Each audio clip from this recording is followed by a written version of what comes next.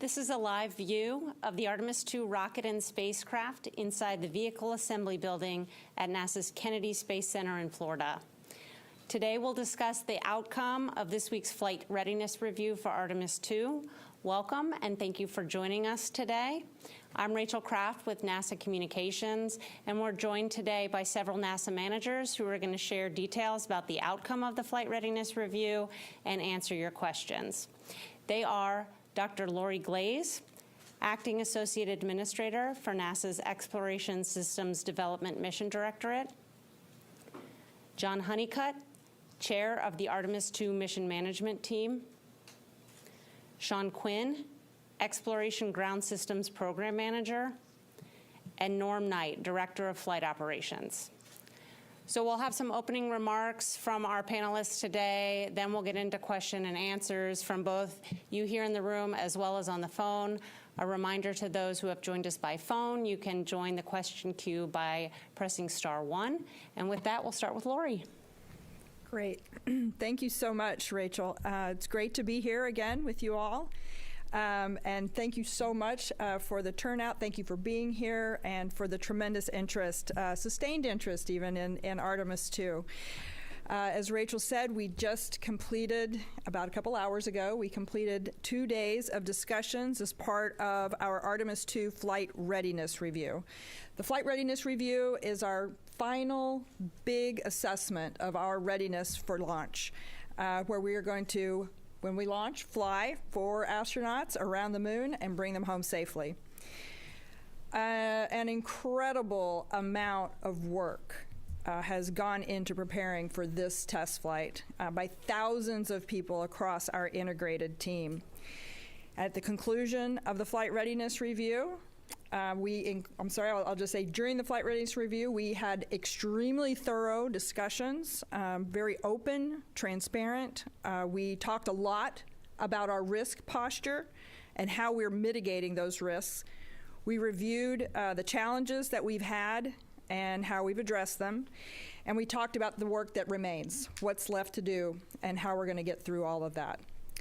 We were fortunate to have our crew join us virtually for the review from Houston: Reed Wiseman, Victor Glover, Christina Cook, and Jeremy Hansen. Having them join us in this review really reinforced the importance of having open, honest discussions about our path forward and about the risks that we're asking them to take. At the conclusion of the FRR, all the teams polled go to launch and fly Artemis II around the moon, pending completion of some of the work before we roll out to the launch pad. Just a reminder to everybody, we talk about it every time we talk about this flight. It's a test flight, and it is not without risk, but our team and our hardware are ready. We are planning to roll out to the pad, back out to the pad, targeting next week, a week from today on the 19th. We are on track for that. Everything's going pretty well. Maybe even a little ahead of that, but we're shooting for the 19th. And then once we get back out to the pad, we'll configure for launch. Pending completion of the work in the VAB and at the pad, we are on track for a launch as early as April 1st. And we are working toward that date. I'll say the launch time on the April 1st is at 6:24 p.m. I also wanted to note, I'm sure many of you have seen our little calendar with the green squares on it that shows the available dates for launches in April. We have also just continued to refine our analyses of launch availability and are adding April 2nd to our calendar of potential launch opportunities in that early April launch period. The launch on the 2nd would be at 7:22 p.m. Within those 6 days between the 1st and the 6th, we can't always turn around every day for an attempt. We would anticipate on the order of about 4 opportunities within that 6-day period. Again, while I am comfortable and the agency is comfortable with targeting April 1st as our first opportunity, just keep in mind we still have work to go. There are still things that need to be done within the VAB and out at the pad. And as always, we'll always be guided by what the hardware is telling us, and we will launch when we're ready. I want to close just by saying how proud I am of this amazing team that is working tirelessly to prepare to launch and fly our astronauts around the moon and bring them home safely. With that, I'll hand it over to John. Okay, thank you, Lori. Hello again. It's good to be back with you all today, and it's even better for us to be ready in the rocket to get ready to roll out again and launch this mission. Probably over the last 7 days, pretty much on, more than off, we spent a lot of time with the senior executives and the leadership throughout the enterprise talking about our risk posture, as Lori alluded to, but moreover, looking at it through the lens of an agency FRR is really more like it's telling the risk story, and it's about how you communicated risk. So Lori said, hey, we need to spend a few days doing just that and kind of wire brushing the team so that we don't put ourselves in a posture of what I always kind of talk to folks about sometimes: don't bring me a kit and make me have to put it together myself. I wanted to be crisp on going to this agency FRR and making sure that we had the kit put together so that folks could understand that we were doing our best job at communicating the risk associated with this mission. Over and over again, we ask ourselves, is the rocket ready to fly? Is the spacecraft ready to fly? Is the integrated team ready? So another piece that kind of drives into that is Amit's been talking to us for several months about failure of imagination. I think we use that term a lot in human space flight, right? And so we want to be sure that we're thinking about everything that can possibly go wrong. And have we assessed and adjudicated all the risks to put us in the best posture to be successful? I, like Lori, was very pleased with the outcome of the flight readiness review. Amit asked for dissenting opinions at the end. We spent a little bit of quiet time, giving people plenty of time to come to the table and share any dissenting concerns, and there were none. We took some actions at the FR today. Some of those actions are due to be completed prior to rollout, which I don't think is a big deal. It's just work we got to get done.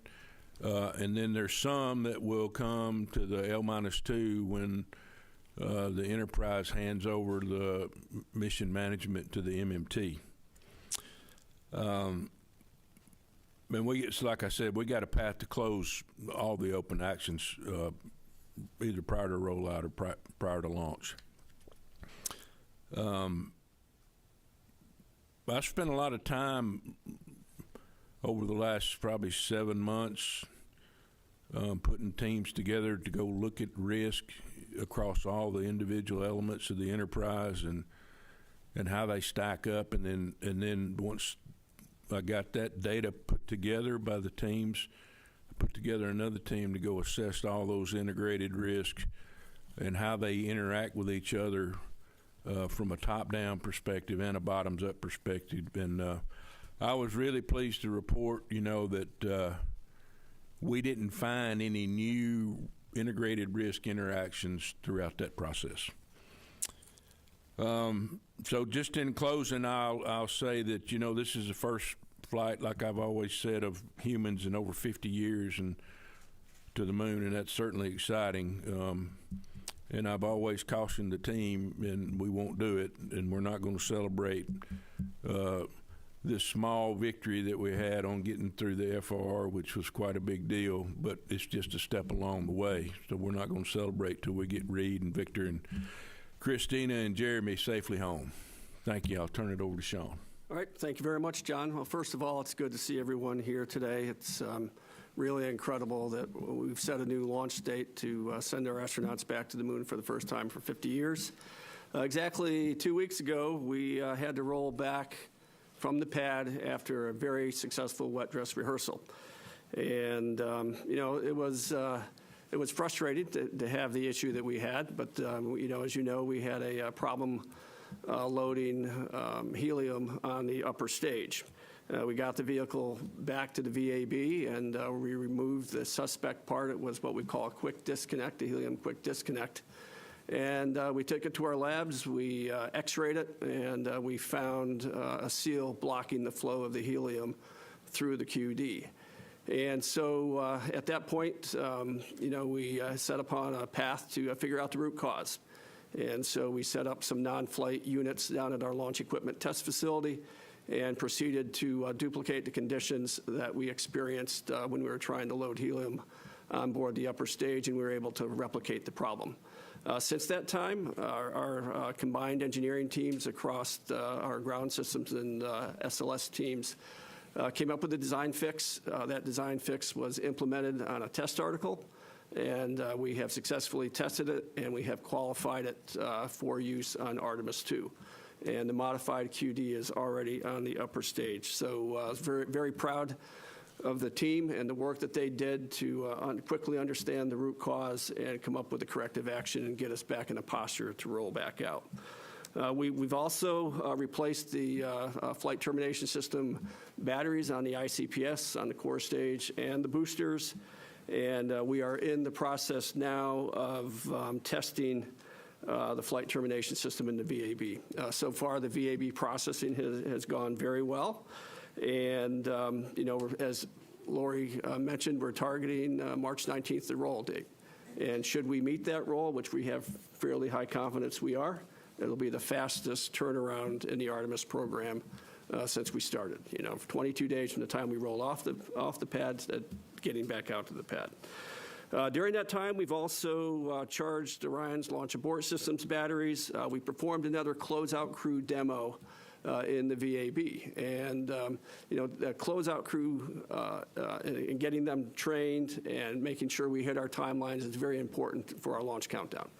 And we got it done in a little under about 2 hours and 40 minutes.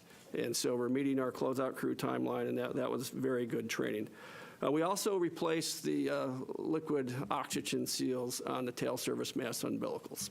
And so we thought while we had the time, given the experience we had with the LH2, the hydrogen seals, would be a good idea to change those. So we did that, and that's all completed. And now we've committed to roll again on the 19th.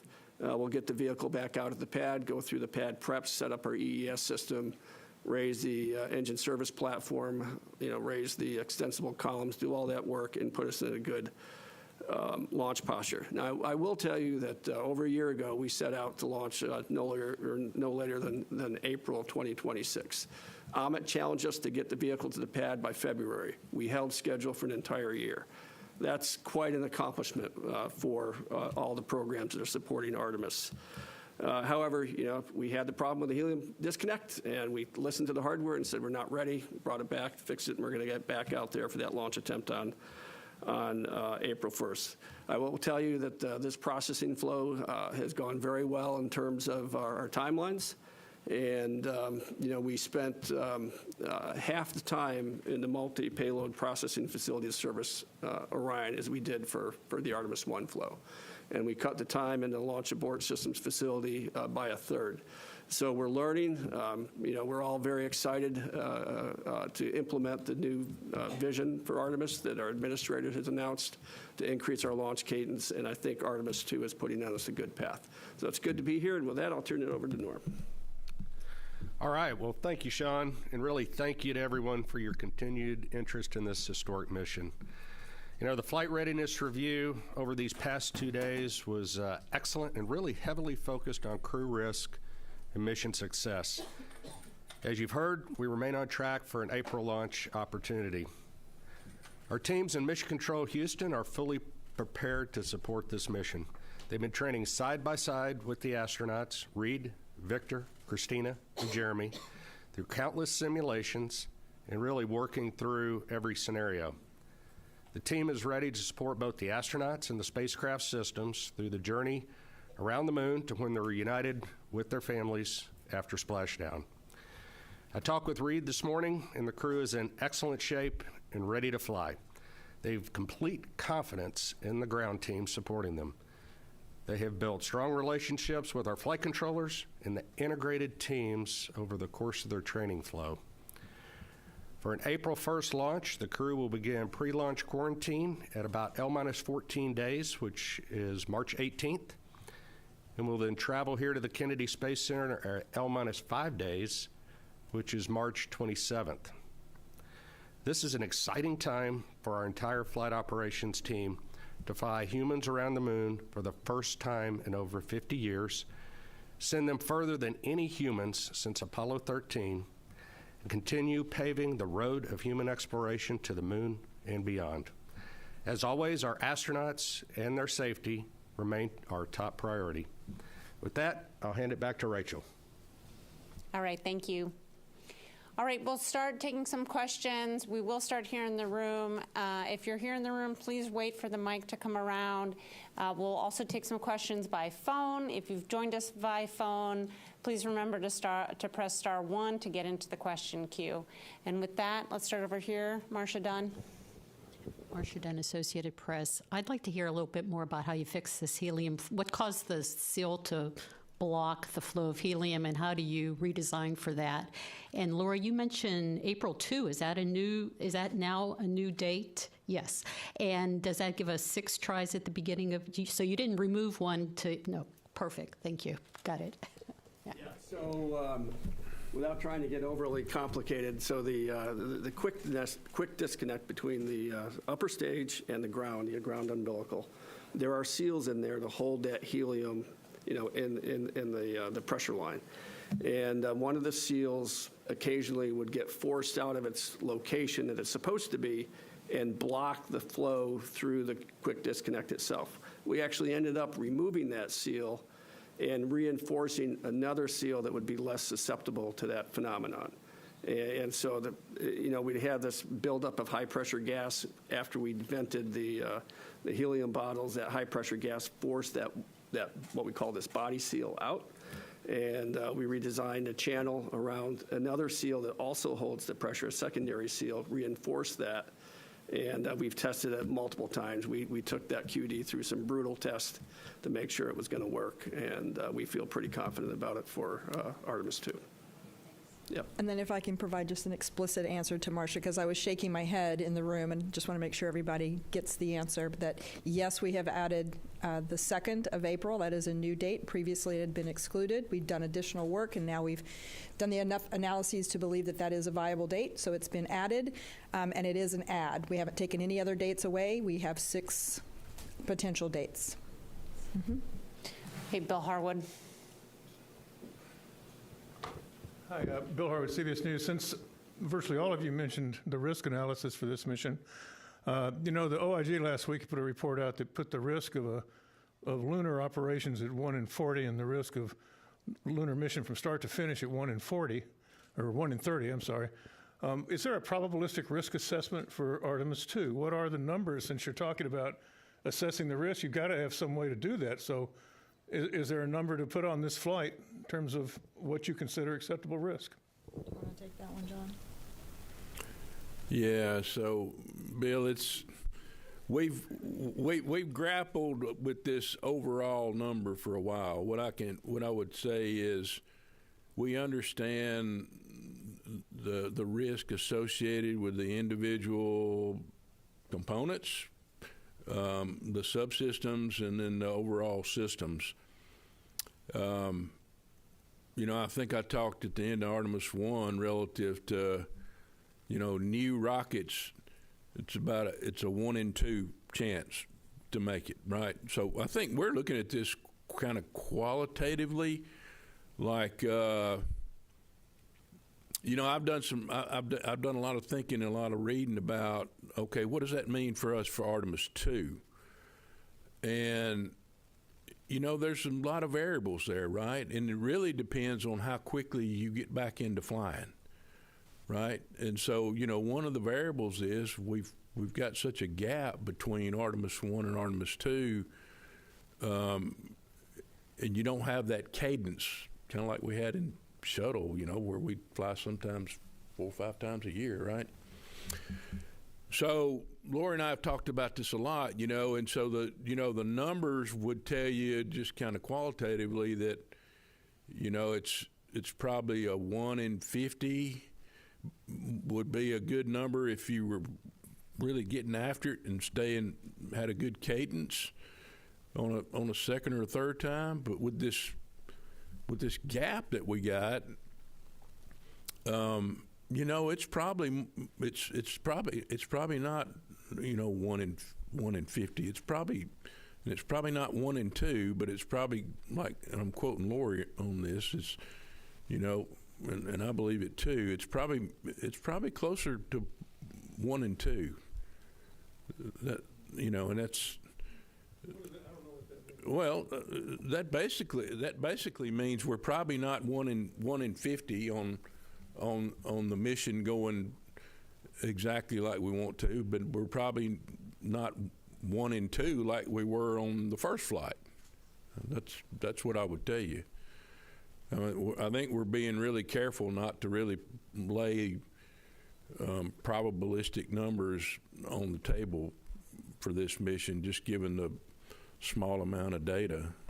If you say anything you don't agree with there, you want to add? I guess the one thing I would add is you asked specifically about the probabilistic risk assessment, and we do those. We have that. They're numbers. I think sometimes we get tricked into believing that those numbers are somehow really telling us something critically important. I think they're valuable. I think we can do things in a relative sense to measure what's more risky or less risky. But I agree with John that in this sense, I think as we're thinking this through, thinking about it as it's not the first flight, but we're also not in a regular cadence. So we definitely have significantly more risk than a mission, a flight system that's flying all the time. But I'm with him. I wouldn't actually put a number on it. I can break it down in terms of the mission phases, right? And I can tell you, when we got the most dynamic activities going on, like during ascent, and then when we're doing those burns, doing the perigee raise, and then we're doing the TLI burn, those are going to be the times that we're introducing the most risk into the whole mission. There's a lot of times where we're steady state and we're going to be feeling pretty good about what's going on in the mission. But at the end of the day, we want to accomplish as many goals as that we've laid out for ourselves in the mission. But the main thing that I want to do is I want to hit that damn entry interface right down the middle and make sure that I'm bringing the crew home safely. Okay. Let's go second row, Will Robinson-Smith.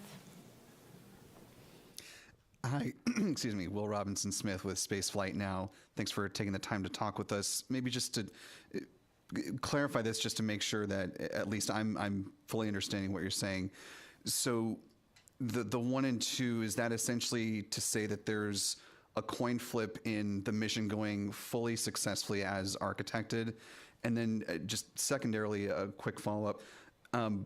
We saw the VAB be evacuated earlier today, and there was some talk of a loud bang. Can you clarify what exactly happened? Thanks. Shawn can get that in just a minute. So I don't want you walking out here and saying that I said this mission's a 1 and 2, right? I'm saying if you look at the data over time, over the lifespan of just building new rockets, right? The data would show you that 1 out of 2 is successful. You're only successful 50% of the time. I think we're in a much better position than that. And the only way that I can put us in a better place than the 1 and 2 is do what we've done, right? Uncover all the risk and make sure we've done everything to buy down risk, give us options to work through challenges that we've got. And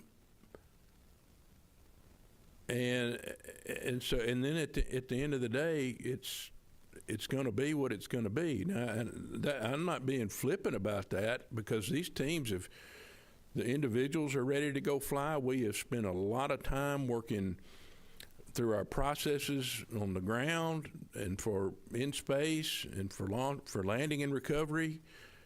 Teams are well practiced. There's probably not many scenarios that, if things go fairly nominal, that we don't understand. Norm and I talk about it a lot, where we know we're going to get a curveball thrown at us, and so then we just we got to weigh our options and assess the risk at that point in time, and then we'll keep moving on. Okay. He got your bang story there. Well, let's see. So first of all, we don't know exactly the cause of the loud noise. We had what we call an access control monitor hear it, didn't know what it was, did the right thing, pulled the fire alarm. We rolled the fire engines, the fire department, into the VAB. They did their normal methodical checkouts that they do whenever a fire alarm is pulled, and we declared the building fire safe shortly after that. And we don't know exactly where the bang came from, but we went ahead and shut the VAB down, evacuated the personnel, and did the safety checks. We could not find any sign at all of a fire. The person also reported an odor. We think it may have come from a floor drain, and declared the facility fire safe and brought our crews back in to continue working. I could speculate on what it was, and I just don't want to do that right now. Okay. Yep. All right, we'll take several questions from the phone and then come back here in the room. First up, we have Jonathan Sari with Fox. Thank you so much for taking the time. This is for whoever wants to take a forward look, future Artemis missions, Artemis 4 and beyond, the human landing system. The OIG report raises concerns over the elevator in the Starship HLS being the only way for astronauts to move between the surface and the crew compartment. What options for a backup is NASA exploring? I'm not sure if you're asking about a backup to the elevator or a backup to the Starship. I mean, certainly we do have two options in our human landing system program to provide landers to the surface. We've got both the Starship from SpaceX, and we have the anticipated Mark II eventually from Blue Origin. For the other lander that we have on contract. Both of them will have to demonstrate not only the successful landing and ability to an uncrewed landing and ascent from the surface of the moon before we commit to putting our crew on there, but they're going to have to demonstrate that they are qualified for human flight. And that is going to require the safety and the backup systems and the redundancies that are going to be required to keep the crew safe. Okay, next question we have on the phone is from Jackie Waddles with CNN. Hi there. Thanks for taking my question. For John Honeycutt, I think it might help us better understand these risk assessments. Can you just clarify again what exactly you mean by the 1 and 2? Again, is that the risk of this mission not going exactly to plan? And I know, from covering Demo 2 and all going back to shuttle, we're used to having numbers for odds of loss of mission and loss of crew. Do you have any calculations for those specific parameters that you can share with us? Some clarity on that would be great. And then if you don't mind, quickly for Lori, you mentioned that the crew was present at the flight readiness review. Could you give us some insight into what they may have brought up during the flight readiness review, any questions and concerns they may have raised? Thanks so much.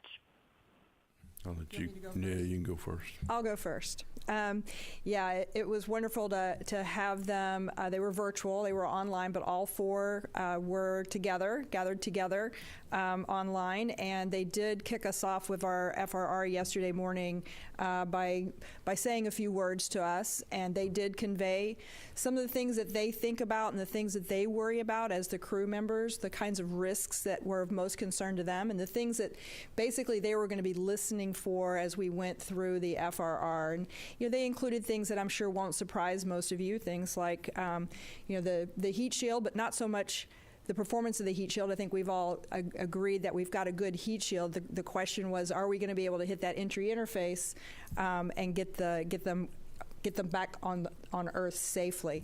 And so they were listening to make sure that we have that really nailed down and we were going to be able to hit that entry interface.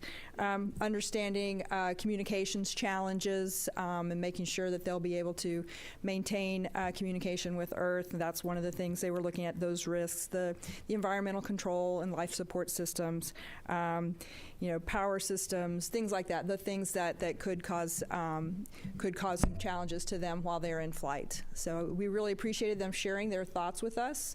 I will also share, I think one of the things that they mentioned was, we've spent the last 25 years in low Earth orbit, and they wanted us to make sure that we all recognize as the board members that this mission is different. We are going well beyond low Earth orbit. We're going out to the moon, and we can't always rely on our experience in low Earth orbit when we're taking this kind of a mission.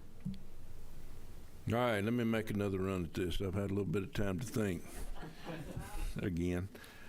All right, so on the 1 and 2, all I'm saying is when you don't have a lot of data to pick from and you want to go generate a probabilistic number,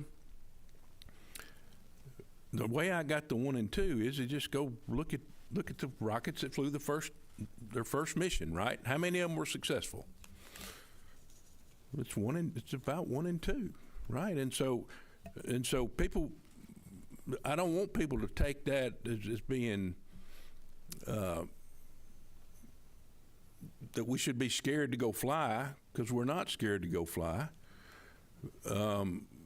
We do an outstanding job of understanding the risk, buying down the risk, mitigating the risk, and putting together controls to manage the risk. But I think you get in trouble, and we had a little bit of conversation on this today at the FRR, not specifically about, it's kind of indirectly about talking about generating probabilistic numbers, right? And so you can use a probabilistic assessment in a way that might scare you unless you go look at, for instance, take for example losing foam, right? And so you can say, okay, there's a X and Y chance that I'm going to lose foam off the rocket. Okay, but then something else has got to happen. It's got to be in the right place, and then you got to work through the demise chain. What it's in that area, based on the analysis we can do, what's it going to hit? What if it does hit that? What can it do? And so, when you work through all that from a technical standpoint, you can put yourself in a better place rather than just solely relying on a probabilistic number. And Bill, I totally get what you're saying, because in shuttle, we used to have a 1 in N number for loss of mission and a 1 in N number for loss of crew. And, I think those numbers, I don't go back to STS-1. I started probably around STS-36 after Challenger. But, those numbers were always a 1 in N. Norm, you might remember how the range was about, a 1 in 130, 1 in 140, and it improved over time, right? And it's driven by the stuff that you do to make the launch vehicle or the rocket better and put yourself in a better position to mitigate the challenges that you got. So, it's just, I feel like we're kind of we're being a little bit dangerous, and it's interesting that I didn't get this question asking me about it too much on Artemis I, right? And I understand why, right? We got people on the rocket this time, so people go, oh shit, pardon my French, but it's just like, how can that be, right? Well, it was looking at the data. So we can probably pursue. I know we have pursued loss of mission, loss of crew type number assessments, but I'm not sure we understand what they mean. in reality. And I'll give you an example, right?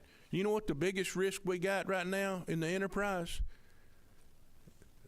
Micrometeor debris. That's it, right? Now, in my mind, is that real? It's real, right? But when have the last two bad events occurred? Going uphill in that highly energetic event.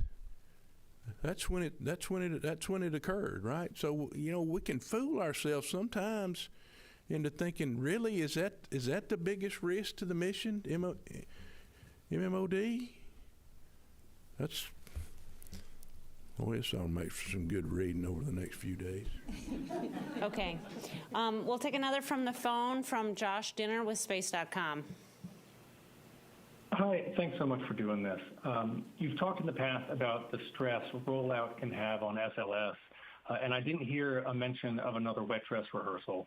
What would be the justification for skipping another wet dress, and will you have any way to assess that helium QD back at the pad? So I'll take the first part of that as far as the wet dress. And we've had a lot of discussion about this. Every time we tank the vehicle, it takes a little bit of the life out of those tanks.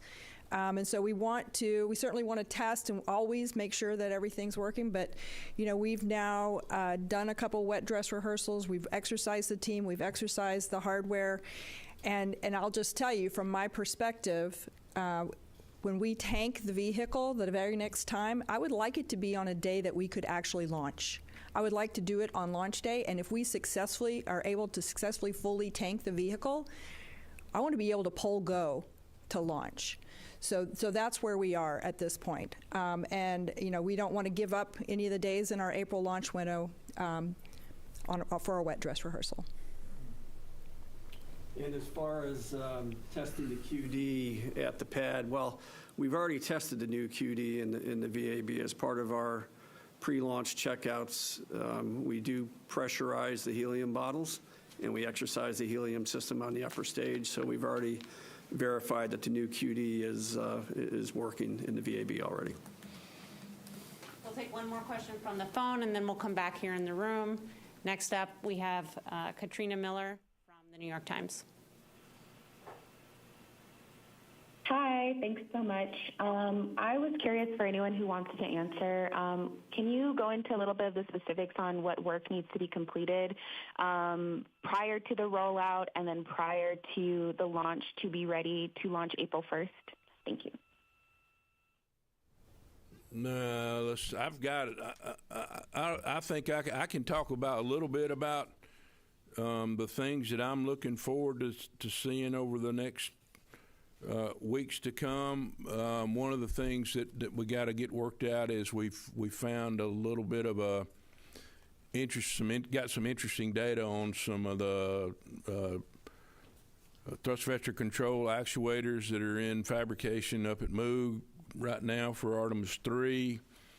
So we got to go figure out kind of what that means to this mission. I don't think it's a big deal, but it's just doing the analytical work to close it out and make sure that the little bit of an issue they're seeing up on the actuators for Artemis III doesn't indict the Artemis II actuators, which are shuttle heritage, right? So we had two sets of actuators. We used one on Artemis I. We're using the second group on Artemis III, and then all the subsequent ones are going to be new. Our inertial navigation and control assembly on Artemis II, ULA ran into a little bit of a problem, and they solved it by doing a good burn-in with the Inca. On one of the channels, they were experiencing some issue. I'm not sure I can communicate what the issue was. It was basically they recommended we do a good burn-in on the Inca, and Shawn's teams, we've already started that, and so we got a good plan to get that closed out.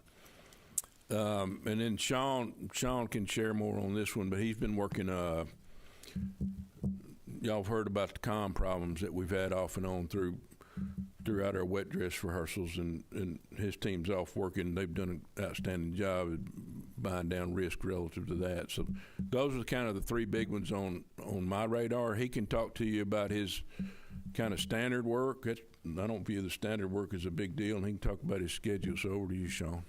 Yeah, so really, like I said earlier, the work in the VAB is going very well. We're actually slightly ahead of schedule. What's remaining really is what we call the flight termination system and checkouts.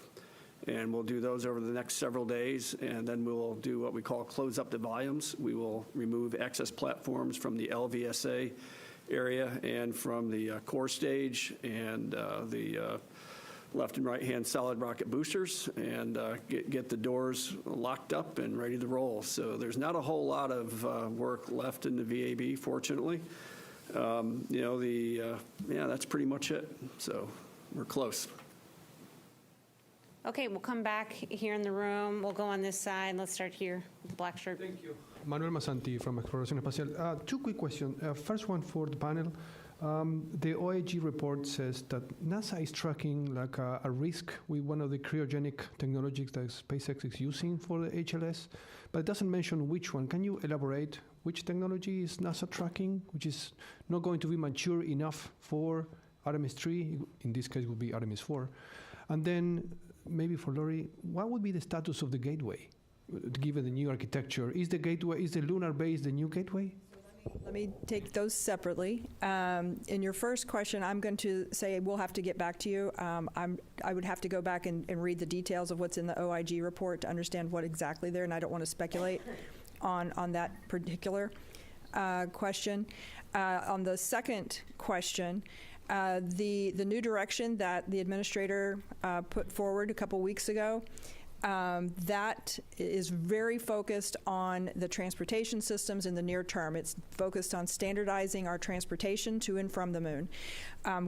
There's nothing in there that says anything about what is anticipated for any other parts of our program. We continue to execute on the other parts of our program.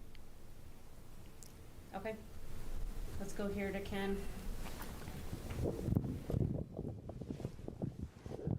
Hi, Ken Kramer, Space Up Close. Thanks for doing all this.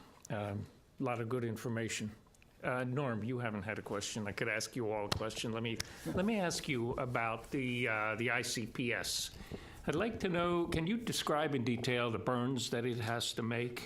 And if there's an issue, how long can they stay in orbit before they can go to the moon, or they have to abort the moon? Thanks. Okay, well, thanks for your question. So they get into orbit. SLS does its job, gets Orion and the ICPS into orbit. So the first big burn that they're going to do is an apogee raise burn, and that is one that puts our apogee way out there, about 3,000 kilometers, give or take. That's what ICPS provides. After that, ICPS will separate, and they'll do a we call it a prox demo, proximity demo.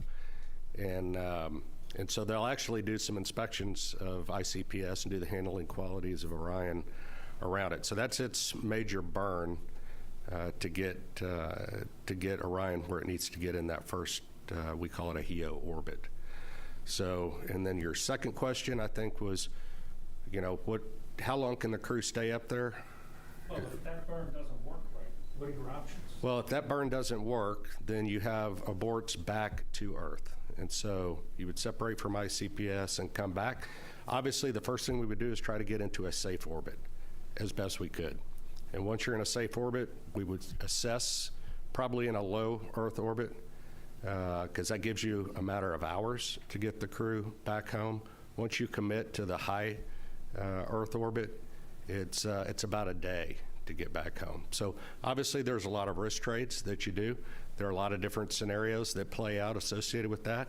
But what the team does is they look at the failure, the impact, and then the workaround and the risk trades relative to always keeping crew safety paramount, vehicle safety next, and all those factor into the decision making that we as a collective team would go do.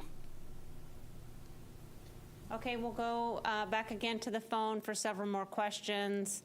Next is Lauren Grush with Bloomberg. Hi, thank you so much for taking my question. I'm wondering if there has been any extra scrutiny lately on the solid rocket boosters. I understand they're probably very different designs, but just for peace of mind, 2 Vulcan flights now have suffered issues with their Northrop Grumman built boosters, and then there was also an issue with an SLS booster test last year. I understand they might be disconnected, but wondering if that has prompted any closer look at the designs or if you feel confident the ones you have are ready to go. Thanks so much. Yeah, so that first part happened under my watch when I was the SLS program manager. Yes, and the one, the ground test failure it's a totally different design, and the Northrop Grumman team and the NASA booster team did the due diligence to clear that work, and there was nothing there to indict the booster that we're flying today. And the same thing for the booster that was on the Vulcan. We went through the same activity and cleared it both, so it doesn't indict it. And there's been, I know we talked about it at some point in time along the way, especially right after the one on the Vulcan had its issue, and the team closed that action out, and it did not come up in Lori's FR or the agency FR. Our next question is from Denise Chow with NBC. Hi, thanks very much. I was wondering if you guys have any details on launch opportunities beyond April in case those are needed. So my answer to that is we are focused on April. I've said in the past that, yes, there are opportunities in other months, but right now we are solely focused on April. We'll take another question from the phone. This is from Paul Brinkman with Aerospace America. Yes. Thanks for taking my question. I'm just trying to go back to the hydrogen and helium issues. There were problems with leaks in Artemis I. We did hear that there were fixes made to kind of make sure that that wouldn't be a problem again. Then there were similar problems with Artemis II. I'm just wondering, does NASA feel like it has a really firm grasp on why these leaks occur on the launch pad now? And what is being done to make sure that Artemis III doesn't start off with the same problem? Yeah, so I feel like right now we're in a better place than we have been since we started this endeavor. And the team's got an extensive fault tree, and I think they're looking in the right areas. There's quite a bit of evidence that says that those Teflon seals that are used in that area, if they're assembled for some length of time, and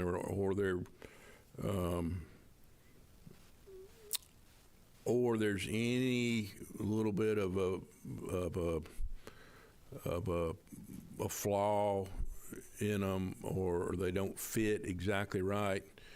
In other words, it's, you need to cherry pick the seal. But I think the key thing that they're starting to hone in on is, in talking back with the supplier and then doing the investigative work themselves, is we assemble that interface in the VAB, and it sits there assembled like that for quite some time before we roll out, right? And so I think there's some good evidence that's leaning towards that material can flow and set, and it looks to me like, based on the limited data that we've got and the experience we had from Artemis I, that we're going to be in a good posture when we roll out this next time. And I think that's as Lori alluded to, we don't feel like we need another wet dress, and this is one of those opportunities where I think we need to be.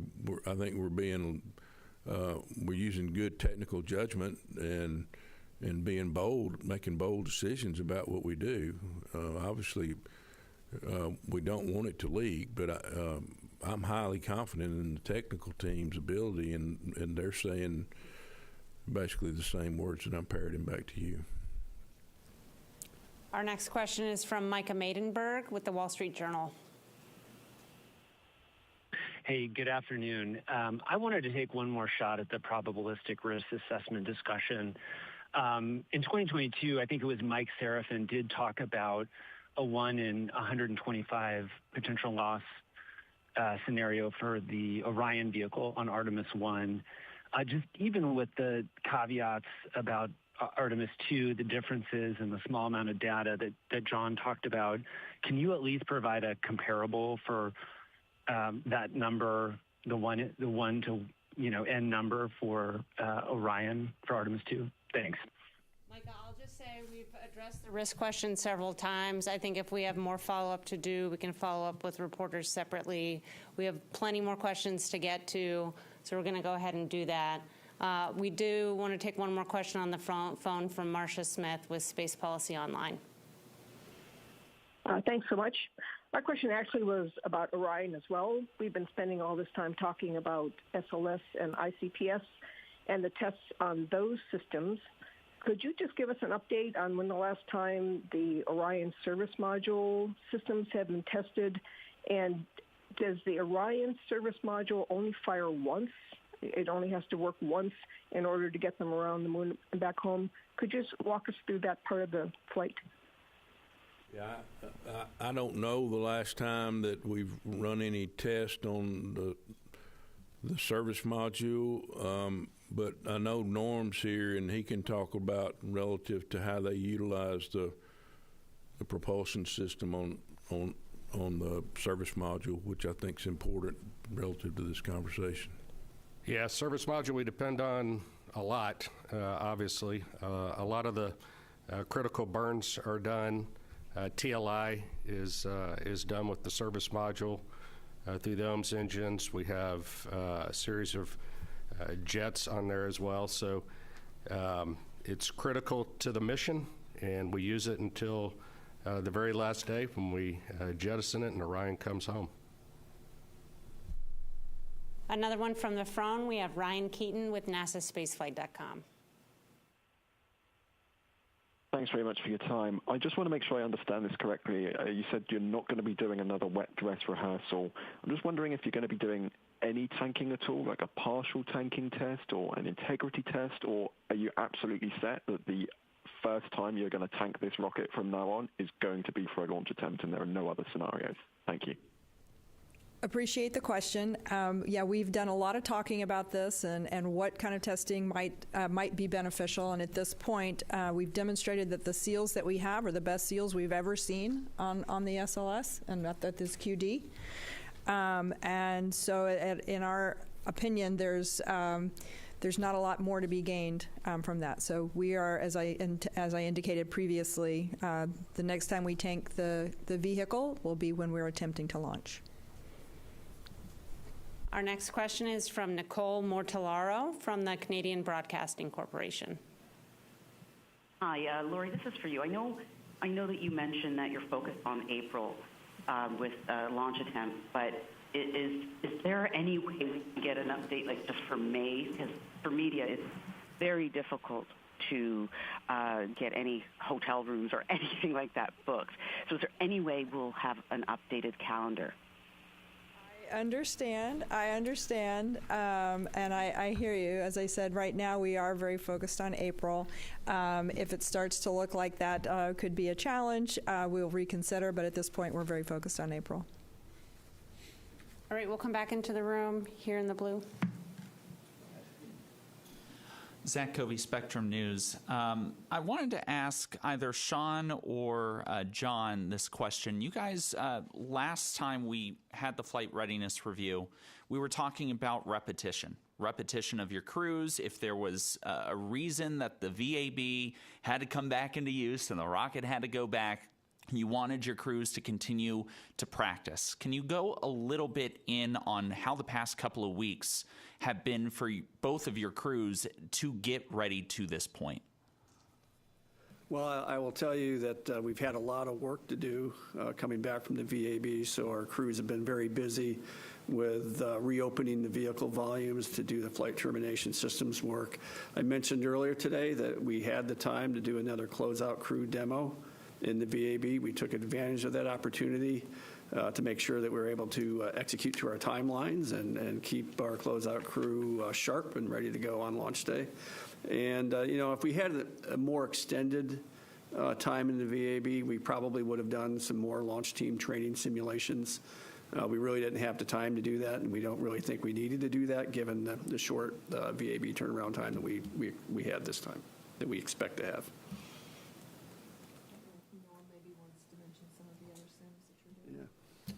Well, talking about the flight control team and the readiness, obviously we've used the time to do a few more sims, a few more practice sessions. We've done, I think, over this whole journey for Artemis II, about 126 days worth of simulations, both standalone with the crew, with the flight control team, with the integrated engineering teams, as well with the mission management teams. And so we've not only focused on specific training, but full integrated training. So we're still taking advantage of that. Since February, we continue to hone the teams.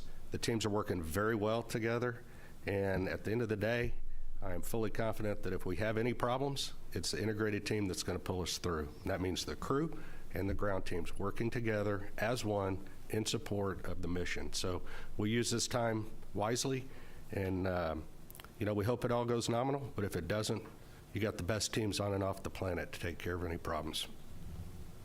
And we have time for one final question. We'll take that from the phone. That will be Christopher Mick with the Hudson Star Observer. Thank you very much. I believe this would be for Mr. Honeycutt. I understand the procedure with the timeline, and there's not going to be a tanking test due to the life of the booster. Would there be any consideration with the kind of stress of the rollout back to the pad and maybe changing out those LH2 seals before the first launch attempt, or is that just not going to be part of the procedure? That's not going to be part of the procedure. All right. And with that, we'll go ahead and conclude today. Thank you very much to our participants for participating today. You can stay tuned for further updates on nasa.gov, and we're going to go ahead and pop up the specific URL where you can find that information about our progress, nasa.gov/Artemis. Thank you all for joining us today.